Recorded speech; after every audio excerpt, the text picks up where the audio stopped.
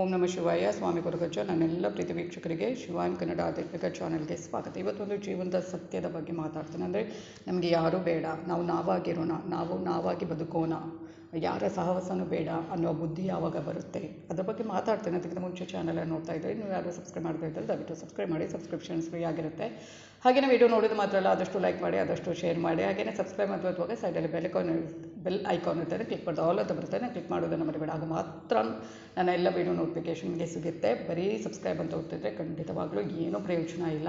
ಹಾಗೆ ಅದೇ ತಕ್ಕಕ್ಕೆ ಜ್ಯೋತಿಷಕ್ಕೆ ಸಂಬಂಧಪಟ್ಟ ಜೀವನದ ಸತ್ಯ, ನಿತ್ಯ ಸತ್ಯ, ಈ ಥರ ಒಂಥರ ಎಲ್ಲವೂ ಒಂದು ಒಳ್ಳೊಳ್ಳೆ ಮಾಹಿತಿಗಾಗಿ ಏನು ಮಾಡಬೇಕು, ನನ್ನ ಚಾನಲನ್ನು ಸಬ್ಸ್ಕ್ರೈಬ್ ಮಾಡಿ ಅಂತ ಹೇಳ್ತೇನೆ. ಹಾಗೆ ನಿಮ್ಮ ಏನೇನು ಪ್ರೆಸೆಂಟ್ ಏನು ವೈಯಕ್ತಿಕ ಸಮಸ್ಯೆ ಇರುತ್ತೆ, ಯಾವ ಸಮಸ್ಯೆಯಿಂದ ಬಳಲ್ತಾ ಇದ್ದೀರಿ ಅದನ್ನು ಖಂಡಿತವಾಗ್ಲೂ ಮುಕ್ತವಾಗಿ ಕಮೆಂಟ್ ಬಾಕ್ಸಲ್ಲಿ ಡೀಟೇಲ್ ಆಗಿ ಬರೆದು ಕೊಡಿಸಿ. ರಾಶಿ ನಕ್ಷತ್ರದ ಜೊತೆಗೆ ಗೊತ್ತಿಲ್ಲ ಅಂದರೆ ಡೇಟ್ ಆಫ್ ಬರ್ತ್ ಹಾಕಿ. ಯಾಕೆಂದರೆ ಅದಕ್ಕೆ ತಕ್ಕ ಒಂದು ಸೂಕ್ತ ಸುಲಭ ಪರಿಹಾರವನ್ನು ನಾನು ಸೂಚಿಸ್ತೇನೆ. ಅದನ್ನು ಖಂಡಿತ ಮಾಡಿದರೆ ಅದರಿಂದ ಆ ಸಮಸ್ಯೆಯಿಂದ ಆದಷ್ಟು ಹೊರಬರಬಹುದು. ಹಾಗೆಯೇ ಇನ್ನೊಂದೇನು ಅಂದರೆ ರಾಶಿ ನಕ್ಷತ್ರ ಗೊತ್ತಿಲ್ಲದವರು ಕೂಡ ಕೇಳಬಹುದು. ಡೇಟ್ ಆಫ್ ಬರ್ತ್ ಹಾಕಿ ಸಮಸ್ಯೆನ ಮಾತ್ರ ಕರೆಕ್ಟಾಗಿ ಬರೆದು ಕಳುಹಿಸಿ.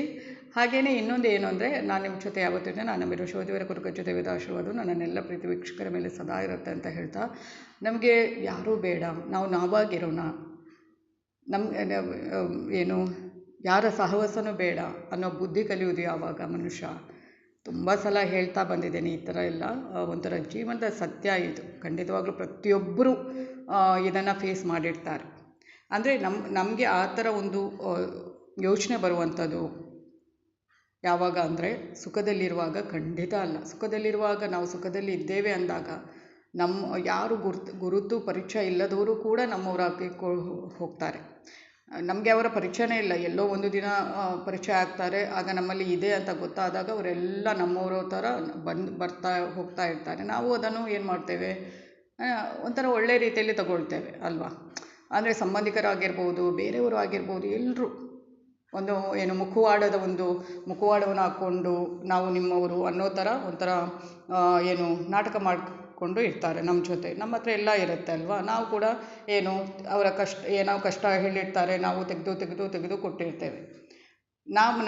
ನಾವು ಅದನ್ನು ಯೋಚನೆ ಮಾಡಲ್ಲ. ನನಗೆ ಈಗ ಇದೆ, ಅದಕ್ಕೋಸ್ಕರ ಅವರೆಲ್ಲ ನನ್ನನ್ನು ಈ ಥರ ಒಳ್ಳೆ ರೀತಿಯಲ್ಲಿ ನೋಡ್ತಾ ಇದ್ದಾರೆ, ಈ ಥರ ನನ್ನಿಂದ ಸಹಾಯ ಆಗುತ್ತೆ ಅವರಿಗೆ, ಆ ಒಂದು ಕಾರಣಕ್ಕಾಗಿ ನನ್ನ ಜೊತೆ ಈ ಥರ ಒಳ್ಳೆ ರೀತಿಯಲ್ಲಿ ನಾಟಕೀಯತೆಯೇ ಪ್ರದರ್ಶನ ಮಾಡುವಂಥದ್ದು. ನಮಗೆ ಅದು ಏನು ಆಗ ಗೊತ್ತಿರೋದಿಲ್ಲ. ನಮಗೂ ಒಳ್ಳೆಯದು ಒಂದು ಏನೋ ಇರುತ್ತೆ, ಖುಷಿಯಾಗಿರ್ತೀವಿ, ಸಂತೋಷವಾಗಿರ್ತೀವಿ. ಆಗ ನಮ್ಮ ತಲೆಗೆ ಏನೂ ಹೋಗಲ್ಲ. ಯಾವತ್ತೂ ನೀನು ಕಷ್ಟ ಅಂತ, ಸುಖ ಹೋಗಿ ಕಷ್ಟ ಅಂತ ಮನುಷ್ಯನಿಗೆ ಏನು ನಾಣ್ಯದ 2 ಮುಖ ಇದ್ದಾಗೆ. ಯಾವತ್ತೂ ಕಷ್ಟನೂ ಬರುತ್ತೆ, ಸುಖನೂ ಬರುತ್ತೆ ಅಲ್ವಾ. ಸುಖ ಬರುತ್ತೆ, ಕಷ್ಟನೂ ಬರುತ್ತೆ. ಆ ಥರ ಯಾವತ್ತೂ ನೀನು ಕಷ್ಟದಲ್ಲಿ ಬೀಳ್ತೀಯ, ಆಗ ಗೊತ್ತಾಗುತ್ತೆ ಕರೆಕ್ಟಾಗಿ. ನಿನ್ನವರು ಸಂಬಂಧಿಕರು ಯಾರೂ ಇರೋದಿಲ್ಲ, ನಿನ್ನ ಕೈಯಲ್ಲಿ ತಿಂದು ಹೋದವರು ಯಾರೂ ಇರೋದಿಲ್ಲ, ನಾವು ಪರಿಚಯದವರು ಅಂತ ಹೇಳಿಕೊಂಡು ಬಂದವರು ಯಾರೂ ಇರೋದಿಲ್ಲ. ಹಾಗೆ ಇರೋದು ಯಾರು ಗೊತ್ತಾ, ನಾವು ನಂಬಿರುವ ದೇವರು ಮಾತ್ರ. ನಾವು ಅದಕ್ಕೆ ಸುಖದಲ್ಲಿರುವಾಗಲೂ ದೇವರನ್ನು ನಂಬಬೇಕು, ಕಷ್ಟದಲ್ಲಿರುವಾಗಲೂ ದೇವರನ್ನು ನಂಬಬೇಕು. ಕೆಲವರು ಏನು ಮಾಡ್ತಾರೆ, ಸುಖದಲ್ಲಿರುವಾಗ ದೇವರನ್ನು ನಂಬೋದನ್ನೇ ಮರೆತು ಬಿಡ್ತಾರೆ, ಕಷ್ಟದಲ್ಲಿರುವಾಗ ನಂಬ್ತಾರೆ, ಮತ್ತು ಹೇಳ್ತಾರೆ ನಾವು ಇಷ್ಟು ನಂಬ್ತೀವಿ, ನಮಗೆ ದೇವರು ಕೈಗೆ ಹಿಡಿಯೋದಿಲ್ಲ, ಕಷ್ಟನೇ ಕೊಡ್ತಾರೆ ಅಂತ. ದೇವರನ್ನು ದೂರ ಏನು ಪ್ರಯೋಜನ ಇಲ್ಲ ಅಲ್ವಾ. ನಾವು ಕೂಡ ಸ್ವಲ್ಪ ಬುದ್ಧಿಯನ್ನು ಉಪಯೋಗಿಸಬೇಕು. ಯಾವತ್ತೂ ದೇವರನ್ನು ನಾವು ನಂಬಿಕೊಂಡು ಬಂದರೆ ಖಂಡಿತವಾಗ್ಲೂ ಯಾವುದೂ ಒಂದು ಎಂಥ ಪರಿಸ್ಥಿತಿಯಲ್ಲಾದರೂ ನಮಗೆ ಒಂದು ಏನೋ ಒಂದು ದಾರಿ ತೋರಿಸ್ತಾರೆ ಅಲ್ವಾ. ಇನ್ನೊಂದು, ಕಷ್ಟದಲ್ಲಿರುವಾಗ ಯಾರು ಇರ್ತಾರೆ ನಮ್ಮ ಜೊತೆ, ನಮ್ಮ ಕೈಯಿಂದ ತಿಂದು ಹೋದವರು ಇರ್ತಾರಾ, ನಮ್ಮಿಂದ ಸಹಾಯ ಪಡೆದವರು ಇರ್ತಾರೆ, ಯಾರು ಬೇಡ, ನಮ್ಮವರೇ ನಮಗೆ ಶತ್ರುಗಳಾಗಿ ಬಿಡ್ತಾರೆ ಅಲ್ವಾ. ಆಗ ನಮಗೆ ಒಂದು ಅನಿಸೋದು ಏನು ಗೊತ್ತಾ, ಯಾರ ಸಾಹಸನೂ ಬೇಡ, ನಾವಾಗಿರೋಣ, ನಾವು ನಮ್ಮದು ಏನಿದೆ ಆ ಜೀವನ ಅದನ್ನು ನಡೆಸ್ಕೊಂಡು ಹೋಗೋಣ, ಯಾರು ಬೇಡ, ಇದೇ ನಮ್ಮ ಜೀವನ, ಯಾರಿಗೂ ಇಲ್ಲ, ಇದ್ದಾಗ ಎಲ್ಲ ಅಲ್ವಾ, ಇಲ್ಲದಾಗ ಏನೂ ಇಲ್ಲ. ಆಗ ಬುದ್ಧಿ ಕಲಿಯೋದು ನಾವು. ಎಲ್ಲ ಇಲ್ಲದಾಗ ಏನೂ ಇಲ್ಲ, ಯಾರೂ ಇಲ್ಲ ಅಂತ ಬಂದಾಗಲೇ ನಮಗೆ ಆ ಬುದ್ಧಿ ಬರೋದು. ಯಾರ ಸಾಹಸನೂ ಬೇಡ, ನಾವಾಗಿ ಬದುಕಿಕೊಂಡು ಹೋಗೋಣ, ನಮ್ಮ ಜೀವನ ಏನಿದೆ ಅದನ್ನು ನೋಡಿಕೊಂಡು ಹೋಗೋಣ ಅಂತ.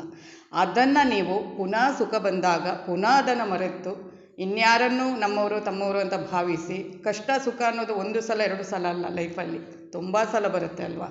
ಆಗ ನಮಗೆ ಅನುಭವ ಆದಾಗ ಅದನ್ನು ಮುಂದುವರಿಸ್ಕೊಂಡು ಹೋದರೆ ಮತ್ತು ನಾವು ನಾವಾಗೆ ಬದುಕಲಿಕ್ಕೆ ಸಾಧ್ಯ. ಇಲ್ಲ ಅಂದರೆ ಪುನಃ ಅದೇ ಇದು ಆಗ್ತಾನೇ ಹೋಗುತ್ತೆ. ಸುಖ ಬಂದಾಗ ಯಾವ ಥರ ಇರುತ್ತೆ, ಕಷ್ಟ ಬಂದಾಗ ಅಲ್ವಾ. ಅದನ್ನು ಅರ್ಥ ಮಾಡಿಕೊಂಡು ಒಂದು ಸಲ ಸುಖ ಬಂದು ಇನ್ನೊಂದು ಸಲ ಕಷ್ಟ ಬಂದಾಗ ಅರಿವಾಗುತ್ತೆ ಅಲ್ವಾ. ಈ ಮನುಷ್ಯನ ನಡವಳಿಕೆಯ ಇದು ಸತ್ಯ ದರ್ಶನ ಆಗುತ್ತೆ ಅಲ್ವಾ. ಆಗ ನಾವು ಇನ್ನೊಂದು ಸಲ ನಮಗೆ ಸುಖ ಬಂದಾಗ ನಾವು ಅದನ್ನೆಲ್ಲ ಇಟ್ಕೋಬೇಕು. ನಮ್ಮ ಕಷ್ಟದಲ್ಲಿ ಇದ್ದರೂ ಅವರನ್ನು ಮಾತ್ರ ಇದು ಮಾಡಬೇಕು ಹೊರತು, ಮತ್ತು ಯಾವತ್ತೂ ಯಾರು ಏನೇ ಒಳ್ಳೆಯವರಾಗಿ ನಟಿಸಿದರೂ ಏನು ಮಾಡಬೇಕು, ಅವರನ್ನು ತಿರುಗಿ ಕೂಡ ನೋಡಬಾರ್ದು. ನಾವು ನಮ್ಮ ದಾರಿ ಏನಿರುತ್ತೆ ಅದೇ ದಾರಿಯಲ್ಲಿ ಮುಂದುವರೆದುಕೊಂಡು ಹೋದರೆ ದೇವರ ಆಶೀರ್ವಾದನೂ ಇರುತ್ತೆ. ಮತ್ತು ದೇವರ ಒಂದು ನಾವೇನು ಭಕ್ತಿ ಮಾಡ್ತೀವಿ ಅದರ ಒಂದು ಫಲನೂ ನಮಗೆ ಸಿಗುವಂಥದ್ದು. ಅರ್ಥ ಮಾಡಿಕೊಳ್ಳಿ, ಇದನ್ನು ಯಾವತ್ತೂ ಮನಸ್ಸಿನಲ್ಲಿ ಇಟ್ಕೊಳ್ಳಿ. ಧನ್ಯವಾದಗಳು.